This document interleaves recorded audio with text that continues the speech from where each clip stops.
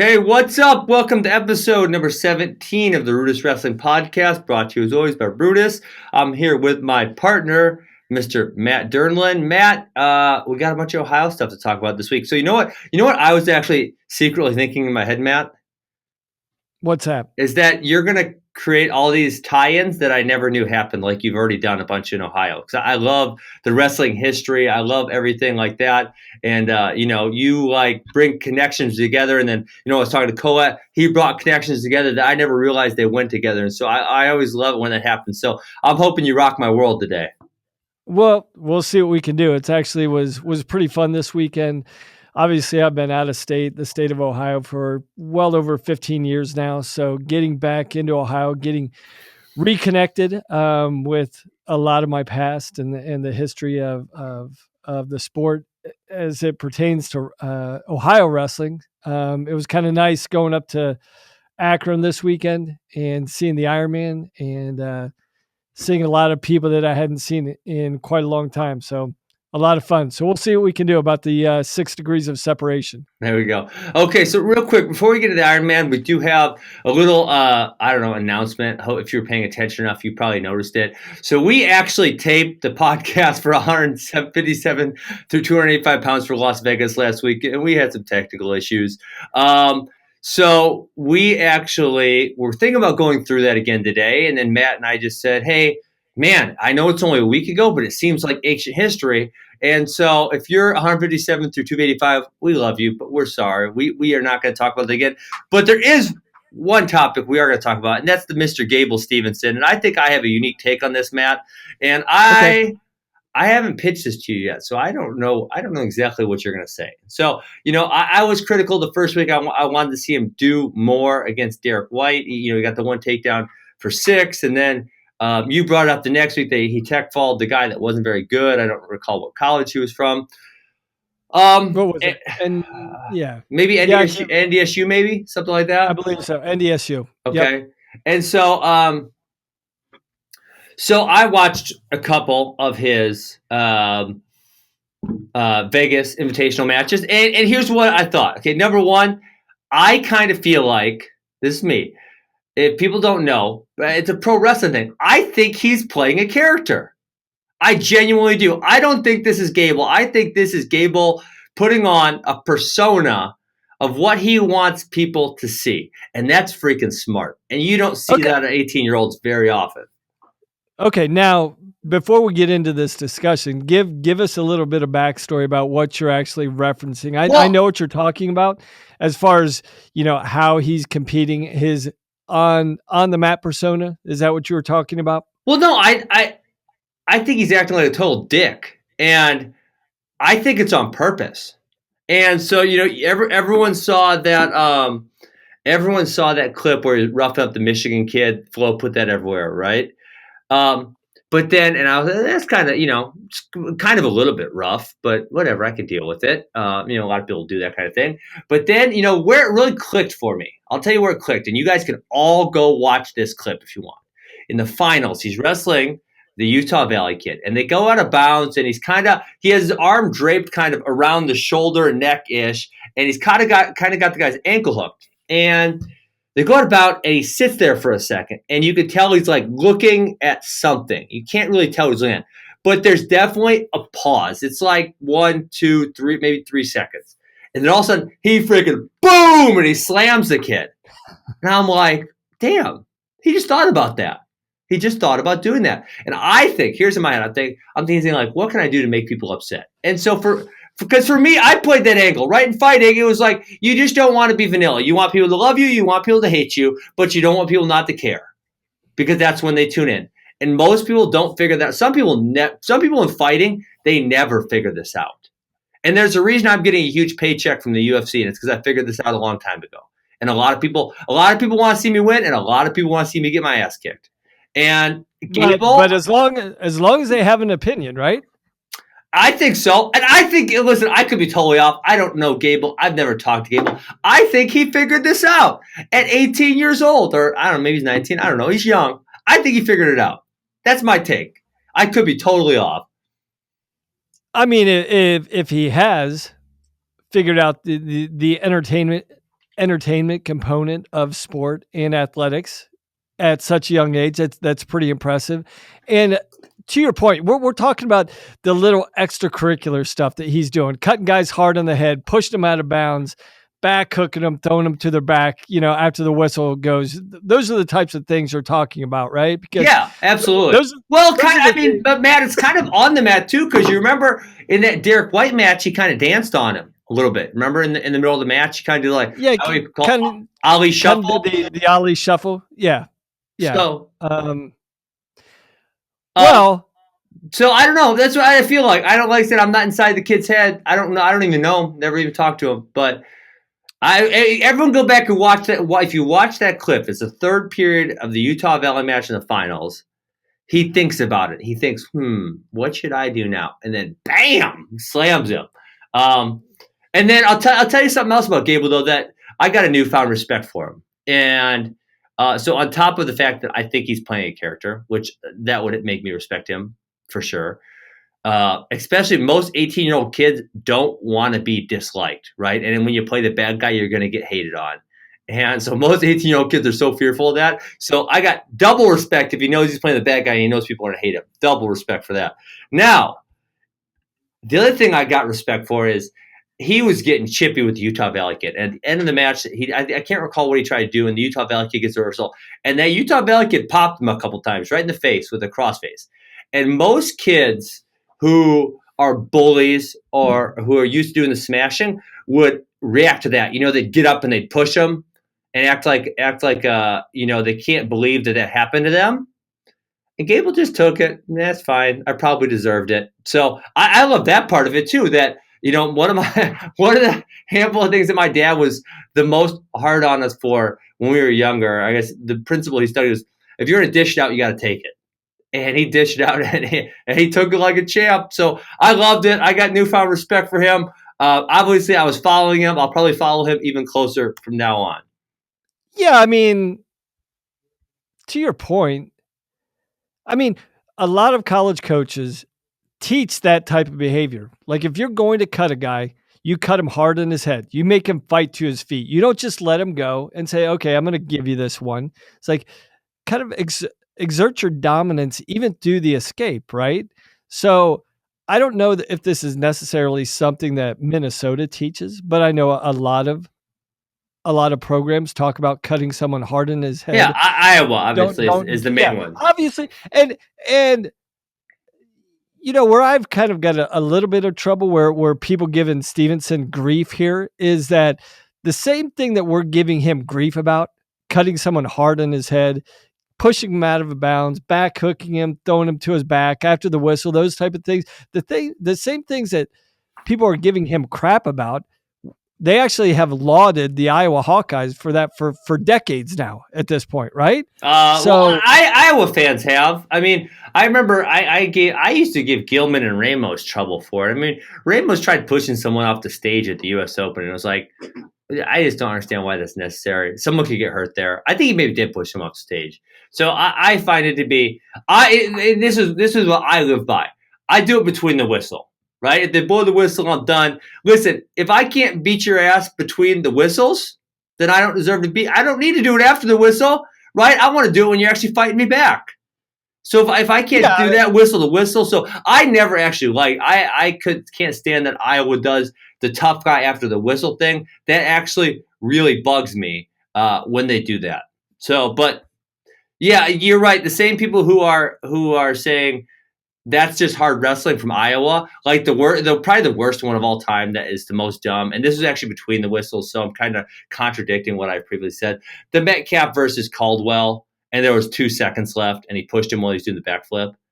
Yeah, like that was freaking dangerous. You could have broke that man's neck. And how are you going to score 7 points in 2 seconds? Give me a break, Bubba. Take your defeat like a man. People, no, he was trying to. It was time of the clock. Right? There was time on the clock. Yeah. So yeah, those people they have no room, none to give Gable Stevenson a hard time at all. No, and I have a problem with that because it should be. If it's a universal thing, if it's an understood part of the sport, we should live with it. But I don't think we should give someone grief for doing something that the majority of other wrestlers out there are doing it, on some level, right? Sure, but yeah, I mean, obviously, and I said in my supposition is that Gable Stevenson has accepted this. But if you're going to be the best, you're also going to have the spotlight on you. You're going to have the magnifying glass on you. Everyone's going to be paying attention to every move you make, and so it's like you're going to get 10 times the criticism someone that's ranked number 16 is going to get. Not a big deal. I mean, it's just the same thing, Matt, as someone from Iowa is going to get a lot more criticism than someone from a small program. That's just how it is. That's just, you need to accept that reality. Yeah, and I guess where I don't have a problem with what Stevenson did is because people were saying, look what he did to the Utah Valley kid. He was punking him. He was trying to be a punk in the finals there. I'm like, well, number one, the kid wasn't a slouch. He made it to the finals of the Las Vegas Invitational, right? So he's a big boy. He knows how to defend himself. And if he doesn't like it, like to your point, if you don't like it, give it back to him. And he kind of did, which I respected. But he gave it back to him, and Gable took it. In addition to that, I would have, if Gable Stevenson conditionally punks kids. And by that, I mean conditionally, meaning what is conditionally meaning? Well, he does that to mediocre guys or guys that he can dominate, but against the best guys, against the top 5 guys, he doesn't try and do this. Well, I agree. He did the exact same thing to Derek White against Okie State. Fair point. And he was giving it to him the entire match. So it's not like he's just trying to be a bully. I don't think. A bully is someone that only gets away with something if no one's going to hold him accountable. Yeah. Well, against a top 5 guy, if you punch him in the mouth, you better expect him to punch you back. Yeah. Well, he's not showing a conditional response based upon his level of competition. He's shown, I'll do it to a top 3 guy, and I'll do it to a top 20 guy. I don't care who I'm going to do it to. Yeah. So I don't really have a problem with it if he's doing it every single time. Matt, can you imagine how much he's going to be hated if he keeps his behavior up? It's gonna be fantastic. I love it. He's gonna be the most hated man in all of wrestling. Remember how hated Johnny Hendricks was? Gable Stevenson's gonna be like 3 times that. It's gonna be fantastic. People are gonna show up just to see him lose, and I don't know that that's gonna happen. And you really think that he's aware of this, he's observed this, and he's like, I'll be the heel. I don't mind. I saw the look in his eye, and I kind of think, I can't say for sure. Yeah, that's what I think. After observing him, I think he knows exactly what he's doing. I think he's playing that card freaking perfectly, and I think it's awesome. So I could be wrong. I've been wrong before, but that's how I see it. I mean, you would know better than anybody else because for what, the first 8 years of your MMA career, you kind of played the heel. Yeah. Now somehow I didn't change anything, and now I'm the good guy. So I have no idea how that happened, but yeah, I mean, well, because it's been the man. The man's been trying to keep you out of the UFC, right? Sure. So all of a sudden, the man is the bad guy, and you're the guy that everybody wants to see, the big disruptor come into the UFC and step into this new role. This guy that's beloved by the masses. He's the people's champ. Yeah, exactly. And they want, So I would say, if you observe this, I will defer to you. If you see this behavior, if you see him embracing this. If you're picking up that vibe, I will take your lead and run with it. And listen, and if Gable, you're hearing me right now. So someone's going to show you this clip. Gable, if you're not playing the bad guy yet, just do it. It's going to be awesome. Just do it, baby. All the way. Dance on them. Make faces at them. Maybe come out in some costumes and stuff. Like, go all the way in. It would be so fantastic. All right. Oh, you're saying he's like, if he's not even selling out. I'm saying if he's not, go even harder, baby. Costumes, everything, all the way in. Twitter taunting people. People are saying that has no place in wrestling. Get the hell out of here. It's got a perfect place in wrestling.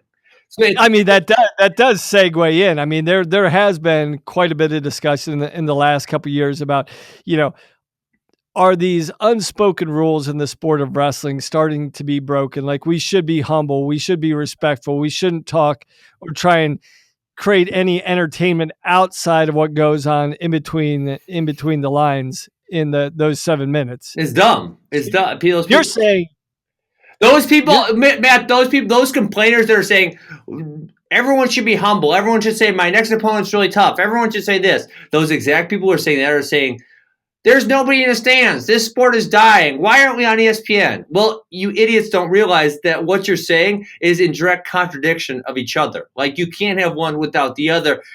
Everything is part entertainment right now. I mean, if you want to take it to the extreme, WWE draws ratings that are far, far, far greater than anything wrestling's ever done, including the NCAA finals. And those are totally scripted. They're totally scripted. It's all entertainment. There is not very much real wrestling going on there. And so, if you want to take it to that extent, they have ratings on a weekly basis that are greater than what we do in our number one event an entire year. And so if you're one of those people saying, the sport's dying, we're not on ESPN, wah, don't be one of those guys that says, I don't want to see any extra entertainment. And if Gable wants to go all the way in and be the most entertaining man the NCAA wrestling's ever seen, I'm all for it. 100%. Go, Gable, go. But our sport is based on respect, right? Well, yeah, and if he's not good, commonalities, he's going to get his ass kicked if he's not good. It's that simple.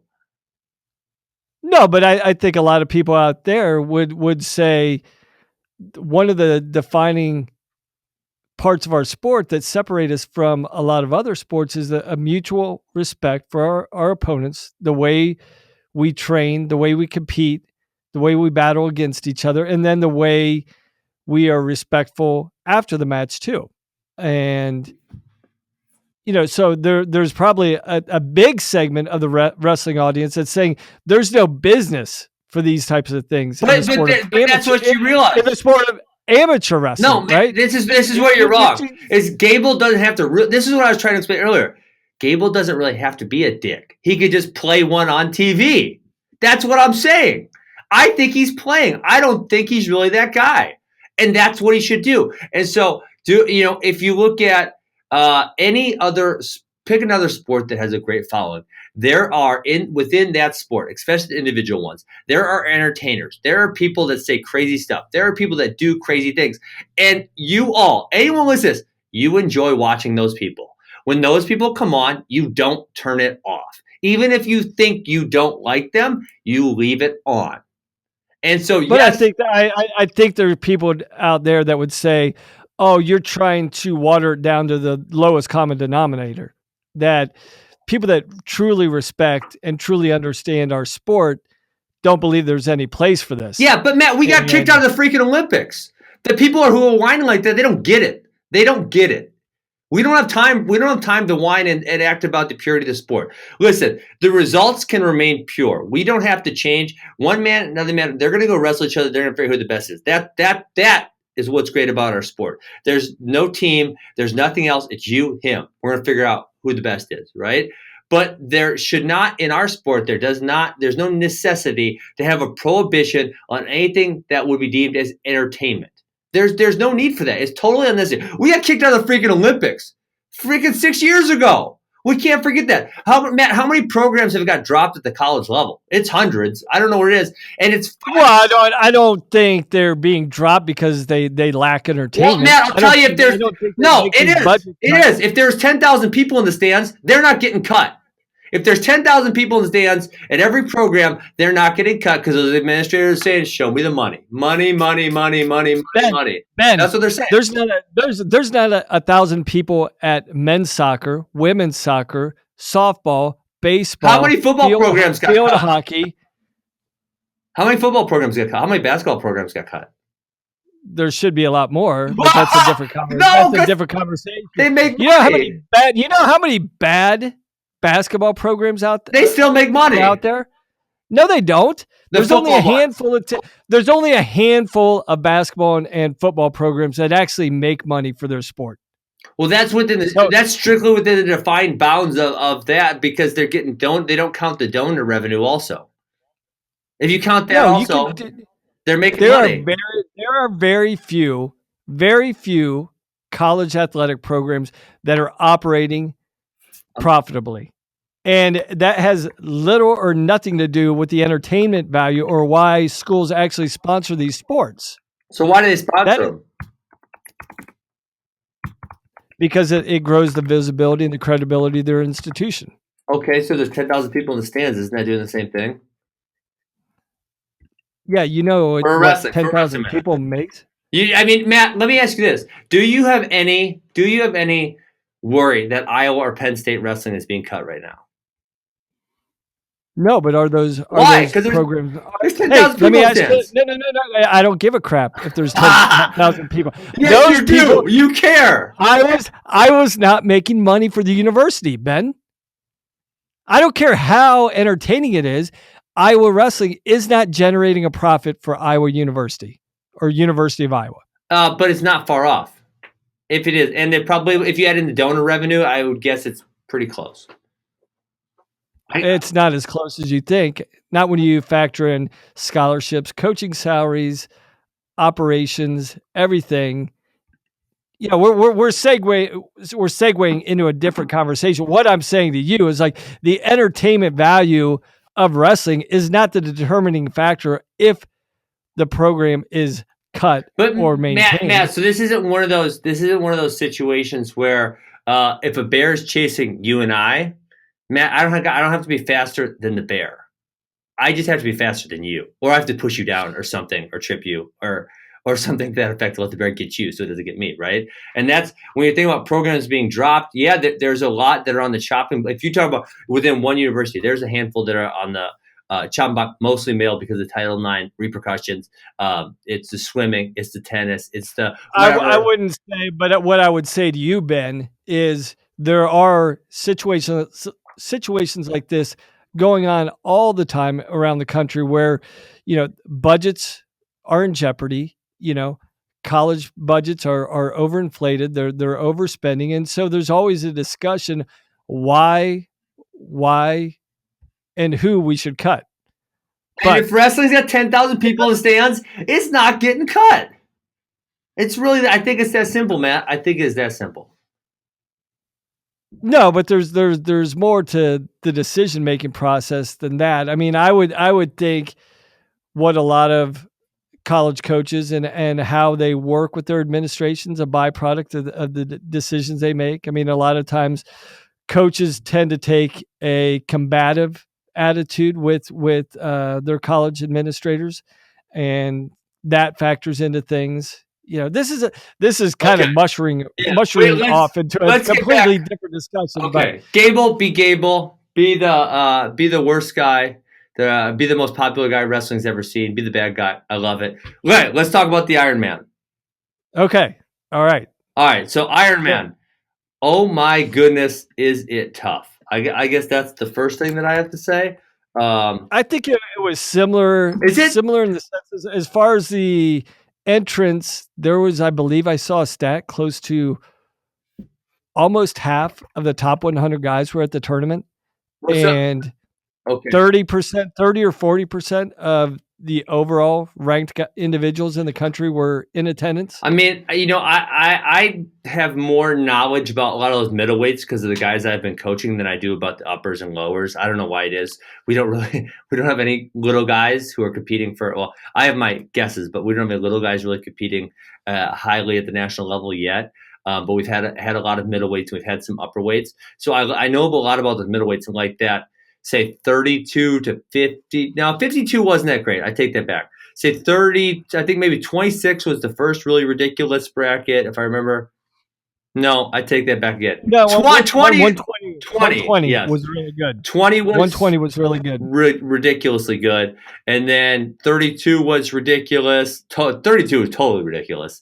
32 was ridiculous. Saw some huge upset. The number 1 and number 2 guy in the country going down in the semifinals. 45 was ridiculous, and maybe 60 or 70 somewhere in there. So, just the depth of this tournament was super impressive. I guess, do you want to start with the team stuff? Do you want to weight class by weight class? Do you want to pick out certain matchups? What do you want to start with? Well, I think let's jump into the team race because that was actually pretty uneventful. I mean, Blair basically lapped the field. Blair won by 100 points. I believe they scored around 280 plus points, 278, somewhere in there. 276. I just looked it up. It's exactly 100, 276 and a half to 176 and a half. And then the next team, this is how big the jump is. The next team after that is at 90 points, Matt. Good God. Yeah, so there was a huge separation between 1 versus 2, and then 2 versus the rest of the field. I mean, you could combine probably 10, the number 5 through the number 10 team score, add them up, and they still wouldn't have gotten second place, I don't think. Let alone even starting a conversation to even compete with Blair. Yeah, I don't love the Blair thing. I've never really got that into it. I mean, if you look at, they just picked up a huge amount of, I don't want to call it recruits, if is that what we would call them. But I mean, Albert Ferrari, he came from Texas. Julian Ramirez, he's from Florida. Don Mata, he's from California. Like, it's almost more of a college team than it is a high school team. It almost seems silly to me to do a team race at this. And I know obviously I know this discussion has probably been beaten to death, but I don't know that I've had this discussion before. And I obviously, from an individual's perspective, I get it. You want the best for your kid. If you're a kid, you want the best opportunity for yourself. But to count a Blair against some of these other teams who have kids from either just their community or, relatively small area. I mean, Blair's got, I just named 3 guys. I don't know all these dudes. I know Mata's from California. I know Ramirez is from Florida. I know Ferrari's from Texas. Like, it's literally a nationwide all-star team. No, without a doubt. But I think you can say the same thing for Wyoming Seminary, correct? Yeah. So I think that's true. But when you say, I mean, I don't know. I don't have the depth of knowledge of these high school programs. I kind of get it a little bit, but I think like if you go to number 3, Bethlehem Catholic, I think those guys are all relatively close to area. I think if you go LaSalle, Ohio, I think those guys are all. Speaking of that, who coaches LaSalle, Ohio? They weren't good a few years ago. Now they're really, really good. It'll pop into my head. I know who it is, but did they used to be good, Matt, or are they just newly good? They have had good individuals. Historically, they've been a good team, not a great team, but a top 10 team in the state of Ohio, and they've consistently always produced really good individuals. But for the depth that they have right now, they haven't really experienced that before. But to your LaSalle's, to your Beccas, I mean, to those type of teams, those are still teams comprised of the best areas in the Cincinnati greater area or the Lehigh Valley. Sure, and the surrounding areas. That's fair. So, but same thing with Montini. They're getting a lot of kids from all over Chicago. That's not just one little small area. Or, same thing with Gilroy. But isn't that different though, Matt? Isn't that different than all over the country? I mean, you got Ferrari, a number 1 guy. He's already a number 1 guy. He is not a number 1 guy because he went to Blair. He was a number 1 guy before he went to Blair. Isn't that a little different? Like, you don't see someone moving from Texas to go to Bethlehem Catholic, do you? I don't think you do. I would think what Blair is doing, that's very similar to the prep basketball teams around the country, where you do see kids from around the country going and enrolling at a prep school to play basketball. I think Blair and Wyoming Seminary are probably the only 2 where you could say draw on a national level. Mm-hmm. I think Blair's so more so than Wyoming Seminary, but I know that Wyoming Seminary has pulled kids from throughout the country, and not just on the East Coast. Yeah, I mean, they had Renan from Texas, and they've had kids from all over the place. They had Manville from. Manville's been everywhere. But I think Bartlett was from Arizona. Yeah.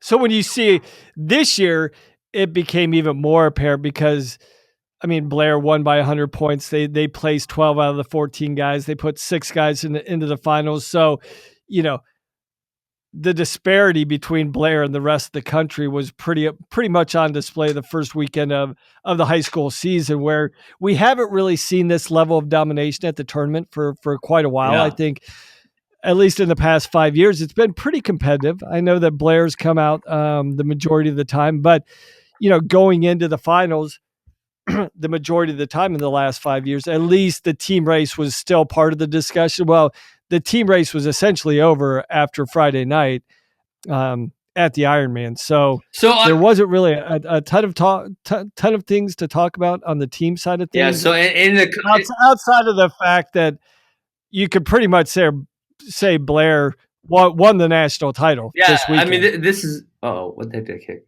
Hello. Okay, weird. Yeah, I mean, this is it, Matt, because you have. I'm looking at the national rankings. There goes Blair 1, Sem 2, Bergen 3, LaSalle 4, St. Ed 5, Montini 6. So 5 of the top 6 are at that one tournament. And then you go a little deeper. Number 8, Lake Highland Prep is there. 10, Gilroy's there. 11, Park Hill's there. So yeah, a lot of these best teams, they are there at the Ironman. So you didn't. Let me just buckle you in on this one question, Matt. I said I totally get it. I'm not against individuals going to these schools. I get how it benefits them. I get why they would do it. Are you against counting these national ranked teams in the national rankings? Because it does almost seem unfair. And I guess if you say, yes, it is unfair to everyone else, then it's, well, where do you draw the line? Do you literally have to have everyone from say 5th grade grow up in your district? Because obviously I realize that doesn't happen almost anywhere. And I realize the best programs are going to draw better individuals because parents and kids want to be a part of something and they want to have the best opportunity for themselves. So I get that. But where do you draw the line here? Well, I think that's what makes sports great, athletics great, opportunities great, is like when there's choices out there. Now, given I get it, there's economic realities that a lot of kids just can't pick up and move their kid around the country to give them the best opportunity possible. But if you have those opportunities, I would make that same choice for my child. What is going to be if my child has these ambitions, and I would hope that they would be more balanced academically and athletically. But if given the opportunity, Ben, if your son had the best opportunity and had the skills and the ability to wrestle at the best school in the country, would you take it? So Tommy and I had a whole podcast about this exact specific topic. And both him and I came to the same conclusion. And we both said, hey, this may be unfair because obviously as parents, we're both NCAA champions and we can help our kids. And him and I both would have good options in the fairly local area. But we both we said, hey, we both have daughters. And say our daughters wanted to do another sport that wasn't wrestling and they were competitive at that level, we would try to give them opportunity. But I don't think either of us saw an opportunity where we would send our kids out of state, not having them live under our roof before they were out of high school. We just think both of us felt like, hey, man, there's only a limited time. We're going to have these kids under our roofs for 18 years. We love our kids. We're not going to send them somewhere. But obviously, I get why some people do. So I think that was the conclusion that we came to. I don't recall what podcast episode that was, but I know him and we did that. But if you're talking just about, you're kind of just talking about the nature of the competition itself. Is there a competitive disadvantage? And if so, is it to the extent where we shouldn't even have these teams commingle or coexist or compete against one another? Well, I think we could compete, but it's like, do you have different divisions in a team score? Is it like division all-star team and then regular division? So you have, but then I said, then it does get to, Matt, well, where do you draw the line? If someone from 5 minutes outside St. Paris Graham moves into St. Paris Graham, do they get discounted? So it does become a difficult, because I'm sure if you look at all those national teams, that none of them have kids from all within the district. Even some of those local teams are about, someone's 15 outside of Cincinnati LaSalle, they're probably going to move to Cincinnati LaSalle. I get it. But yeah, I don't know. It just makes it tough when you're comparing. And so more than anything, I just wanted to pose that question. I don't know. I don't feel like I have a strong opinion on it one way or the other. So, hey, let's get it. No, I think, the only thing that I would add is all these teams that enter this competition, they're doing it by choice, right? So they're walking into the competition with their eyes wide open. So, and they're none of them are saying, "Well, I'll only compete at the Ironman if you have different divisions." I think most teams that go to national level competitions like the Ironman and the Beast and the Cheesehead and different competitions, they all have their different agendas why they want to attend, right? Sure. So Yeah. and most of them already understand, like, yeah, we're not going to be in the Sure. team Fair race. If enough. I could get in the top 10, that would be great. But they're all doing it for their own individual reasons, and I don't think I didn't hear or haven't heard much discussion is like, well, there's so much disparity. Why should this event really even be relevant? Yeah. So Um, So hey man, me and you, we kind of got on some tangents today, and I realize it happens. Let's get into this wrestling real quick. I want to start with 132. This is the most interesting bracket to me. It's probably the best bracket. I want to say all the way down in I think number 9, Kenny Herman. I believe he's in the national rankings. And then even below that, you have some really tough kids like Mick Burnett, the Nick Moore kid who upset Bo Bartlett. So let's get into this bracket. Man, you got.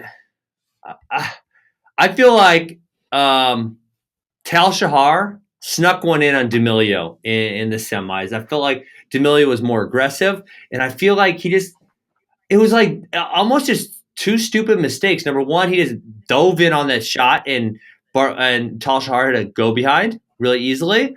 And then number two would be that last 8 seconds, Matt.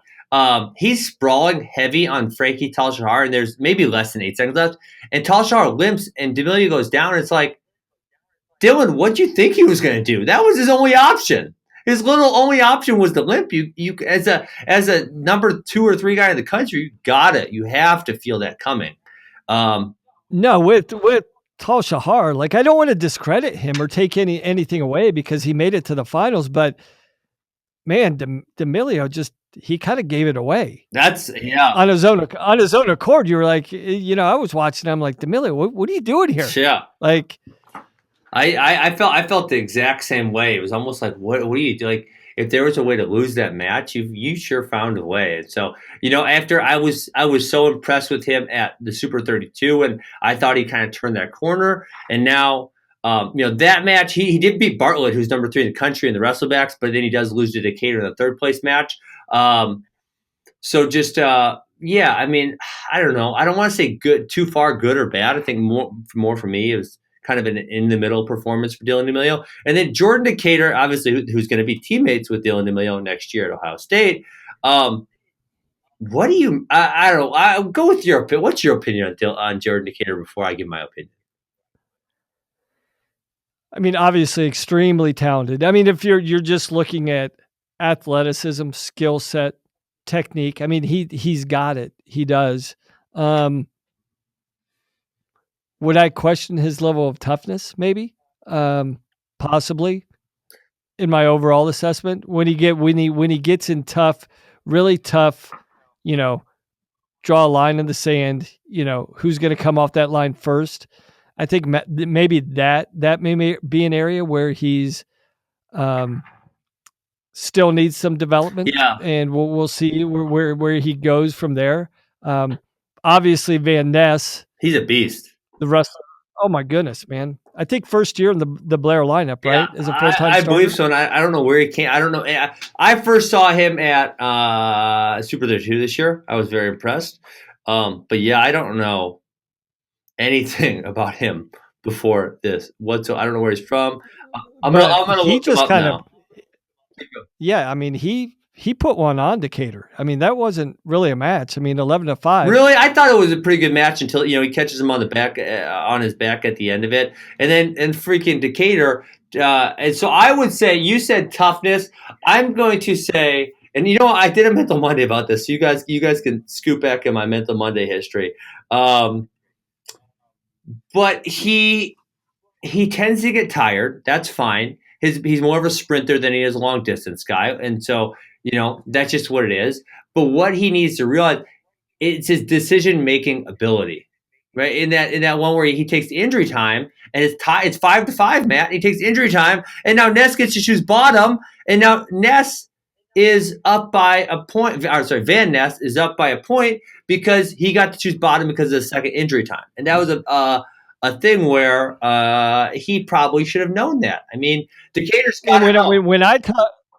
When I talk about toughness, that's one of those areas, because if you look at Decatur's history and a lot of tough high level matches, he'll do the whirly bird. He'll call timeout, which I think is a form of weakness, right? Yeah, a lot of times, yeah, a little bit. So someone, I don't want to question kids. I mean, obviously, wrestling's a tough sport. You get injured, but when you consistently see a pattern of behavior when an individual calls timeouts in big matches consistently, you got to wonder, it's like, oh, did you lead? Yeah. I think there's a level of toughness that's lacking, that it's like, hey, I need timeout. I need to collect myself emotionally. I need to gather myself. And when you do that, if I'm the opponent, if I'm the opposing coach talking to my guy, I'm like, hey, he's giving in already. Yeah. He's taking an easy way out. Like, and there's blood in the water there. Sense it, keep the pressure on him. He's taking a way out, and he's giving up a point. Yeah. Right. Yeah. And that's a choice. That's a choice. That was a bad choice, obviously. And for me, I don't know. I don't know who his coaches are. I don't know what his relationship with his coaches. But this is a coach thing where you have to say, you can't do this. Do you see how this is negatively affecting you? Do you see how this is making you lose matches? You can't do this anymore. You have to figure out how to be more efficient. You have to figure out how to score points when you're there. And when you're not there, you have to figure out how to hold position. Because if you just said, who's one of the most dynamic high school wrestlers in the country at scoring points in short burst, his name would be in the top couple. And so, if you could put him in those positions to do that, he's going to win a lot of matches. And so I think that coach has to hold him accountable. Obviously, he'll be at one of the best programs in the country next year at Ohio State. And I'm sure those coaches, Travell, Tom Ryan, they'll be able to do that for him. But can you really rewire that? Yes, behavior? absolutely, absolutely, you can. If a kid wants to, as a coach, you can address it, but that's a big thing to overcome. But Matt, if he wants to be good, if you're saying, Jordan Decatur, I'm looking in the face, do you want to do this or do you not want to do this? And he says, I want to do this, Ben. I say, okay, well, we can't have this crap. We can't have this crap anymore. We got to change our behavior, and every single time, whether it's in practice or in a match, he does something, we're going to address it. And we're going to address it, and we're going to address it, and we're going to address it over and over and over again until he starts coming around to the idea that this is that Jordan Decatur, you lost that match because you called an injury time. You can't do that anymore. And if the kid wants to win, if he wants to be good, and I got to assume it's a hard sport. I got to assume he wants to be good. I'm not going to make an assumption other than that. He's going to start doing things if the coach makes him realize the right. If the coach is just making him feel bad about it, oh, you're lazy, you don't really want to be in shape. If they do that, it's going to go the other direction real fast. But if you speak to him in a way that realizes that you have his best intentions in mind and you're trying to help him do what he wants to do, I think he's going to respond very positively to that. Yeah, I mean, you would hope so, and that's a little disappointing, as you're in this position all the time. It's not just training kids how to be the best wrestler. But have his coaches address that. Have his coaches, and I don't know. I don't know that. I don't even know who his coaches are. I don't know that they specifically said, Jordan, do you see how this is negatively affecting you? That's what they need to say to him. Well, they have a frank conversation. Obviously, they've seen it. No, because they just haven't pointed it out or drawn a line, or they think, oh, this kid's his high level talent. I'm going to acquiesce to him. I'm going to give in to what he wants. I would say if I was a coach out there, it's like, you do that again. If I know for a fact you're taking a timeout because you're mentally fatigued, physically fatigued, or you just want to break, I would tell my athlete, like, you do that again, the match is over. But here's the That's thing. How I would teach the lesson. But you could do that, but some of these kids these days, they don't react super well to that. If you say it in a more in a manner in which he realizes that it's you're in that essence. It's a challenging, right? So you or me. And if you say, listen, I want to help you, you see how this is hurting you, and you make it more about winning and losing versus you versus him. I think that's where a lot of these younger kids, they struggle with that. And when you make it in the light that, hey, if we do this more, you're going to win more, and I know you want to win. That's where I think you can get him to. So I don't know his coaches at all, but yeah. So I guess we'll get off that topic. Van Ness was awesome, fantastic. Phenomenal tournament. Huge on him. I love his down block go behinds. I love his motion from headlocks. I love his just all around effort. Is awesome. Now, I think we should also highlight the OW of the tournament, Ryan Anderson from Bethlehem Catholic. So Matt, he's go ahead. He is not a guy, Ben, that looks the part. I don't know what to think about him. I really don't know what to think about him. I mean, from what I've been told, the kid doesn't cut in any weight. He just steps on the scale and he goes out and wrestles, which I love it. I love it. And obviously it's not affecting him. I mean, he just put it on the number one kid in the country, Jay Nabis, 11-1. So yeah, I mean, he doesn't pass the eye test, but that doesn't really matter, right? He goes out there and he scores points, and he was pretty dominant all week. Yeah, I mean, I failed every eye test in my whole life, so I feel for him there. Yeah, I mean, just he's and obviously, listen, you can say something to me. My body doesn't look good, and I'm kind of weird, but like the slamming the Mountain Dew in the match, like at Super 32, and just I've had not any close interactions, but I just watched his behavior at tournaments like a Super 32. He's just a strange guy, and this isn't a kid who I'm saying I guarantee he's going to be good in college. I think there's obviously a chance. There definitely is. But I'm definitely not going to say I guarantee he's going to be good in college. I think it's going to wait and see. I would think the way he approaches it would be pretty appealing. But it's his maturity level, Matt. Here's the difference. College, and you've been a coach forever. College just isn't about how you wrestle. College is when you move away from your family and you have to be an adult and you have to make great decisions every single day. You have to make the decision to go to class. You have to make the decision to not party. You have to make the decision to make the right meals and eat right. Right? You have to make all these decisions on a daily basis, which it takes a very mature individual to make. And what I'm saying, what I've seen, and listen, the book ain't always what the cover is. That's a fact. So what I've seen, I would say he's a little bit immature. And if you go to college and you're immature, you're going to struggle. Well, I could be totally wrong. And no, I mean, no doubt about it. I mean, there's one thing. I'm in complete agreement with you. To have success at the college level, it's got to be about living a lifestyle. Yes. Right. So on one hand, I applaud the kid for not embracing old school mentalities. Like, I'm going to cut 20 pounds. I got to cut 20 pounds to be the best in the country. And if he's just saying, there's one thing to say, hey, I don't really want to cut weight. I think I can beat the best guys in the country just walking around being who I am. Now, on the flip side of that, there's a much different part of the story. It's like, I just want to eat like crap, live like crap. Perfect. But at the high school level, I'm talented enough to get away with it. He can wrestle. There's no doubt about that. If you said, do I question his wrestling skills? The answer to that is no, I do not. So, yeah, you said that very well, man. I couldn't have said it that well. Okay. Perfect. Hey, so who else? Well, we're over time. We need to save this for next week. Not next week. Later this week. We obviously have a whole bunch of stuff to still talk about.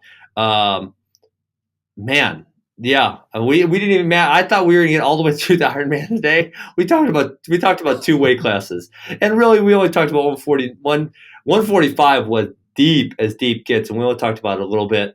But we are 5 minutes over time, so let's come back next time. Let's circle back. Hopefully we won't have any technical difficulties. We'll talk about Ironman more. We got, what else? We got Ohio State, Wisconsin. We got Oklahoma State, Bedlam. We got Iowa, Lehigh. And that's about it.